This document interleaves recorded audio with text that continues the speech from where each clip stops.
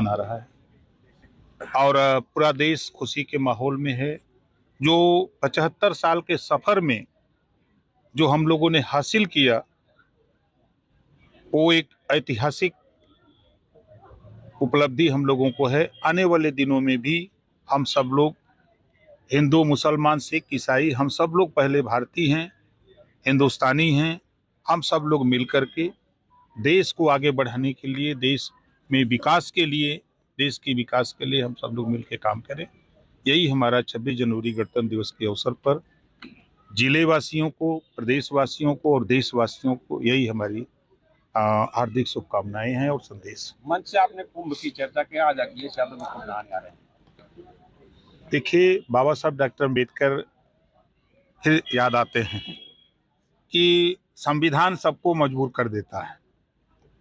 कल तक कुंभ की निंदा करने वाले लोग अब कुंभ में जा रहे हैं, तो ये तो संविधान की ही देन है। देखा जाए एक तरह से कि कुंभ की अगर हम बात करें तो उन्होंने ये कहा है कि जैसे कुंभ में आचमन करने की बात की जा रही है, मथुरा उत्तर प्रदेश में ही है, उसमें भी आचमन करके दिखाएं, इस तरह का चैलेंज कर रहे हैं। देखिए, ये तो पॉलिटिकल चीजें हैं जो कह रहे हैं। उनकी भी सरकार रही है, तो उनके सरकार में मथुरा के लिए उन्होंने क्या किया वो खुद समझ सकते हैं कि मथुरा में क्या क्या उनकी सरकारों में तांडव हुआ। वो तो खुद समझदार हैं। अब उनके विषय में हम आज इस अवसर पर क्या कहें। सीएम योगी कह रहे हैं कि $1 ट्रिलियन का यूपी होगा, लेकिन अखिलेश यादव कह रहे हैं कि बीजेपी वाले $1 ट्रिलियन झूठ बोलते हैं और कुछ नहीं कर सकते। शायद अखिलेश जी को पता नहीं है कि देश के प्रधानमंत्री जी देश में 10 साल में जो बदलाव ले आए, अगर चश्मे का पावर बदल दें, विरोध का जो चश्मा लगाए हैं उसको हटा दें, तो आज बड़े पैमाने पर प्रदेश में एक्सप्रेसवे मिल रहा है।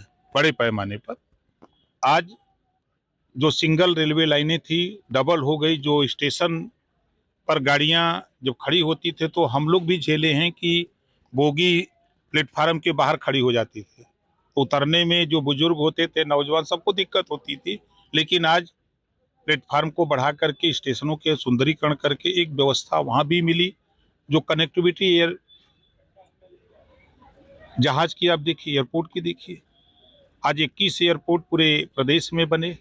और मजे की बात कि उनकी सरकारों में दंगे होते थे, कर्फ्यू लगते थे और जन की हानि होती थी। आज योगी जी की सरकार है 7.5 साल से, एनडीए की सरकार में 7.5 साल में आज ना तो जन की हानि हो रही है, ना कर्फ्यू लग रहे हैं, ना दंगे हो रहे हैं।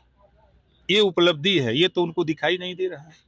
आज 75 साल के सफर में मैं फिर कह रहा हूं कि एक समय था आजादी के बाद कि चिट्ठी जब आती थी गांव में तो पढ़ने के लिए खोजे जाते थे। और आज हम लोगों की बेटियां, बहनें, नौजवान बेटे आज करोड़ों करोड़ों graduate, post graduate, LLM, PhD, M.Com, B.Com करके हर गांव में आपको चिट्ठी तो नहीं, अब तो विज्ञान का युग है और अब तो बड़ी ऊंचाइयों को हासिल कर रहे हैं हम लोग।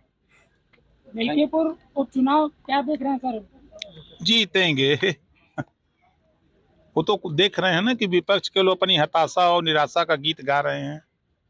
वो उन्हीं वही कह रहे हैं कि हम अब नहीं जीतेंगे, हमको क्या कहना है। अयोध्या में मात दे चुके हैं, फिर दावा कर रहे हैं मिल्कीपुर हमारा। अब वो तो 9 जीत रहे थे बाई इलेक्शन जो अब इसके पहले हुआ था, और सेमीफाइनल 27 का भी बता रहे थे। वो तो बहुत कह रहे हैं कि पुलिस की दबंगई से जीते हैं। अगर ये बात वो कह रहे हैं तो क्या वो सीसामऊ और करहल पुलिस के बल पे जीते थे? ये बात तो उन पे भी लागू होती है। 2 सीटें जो वो जीते, क्या उनके कहने पर वहां की पुलिस ने उनके लिए वोट डाला था? जनता ने उनको वोट दिए, वो जीते। जनता ने 7 जगह हम लोगों को वोट दिया, हम लोग जीते।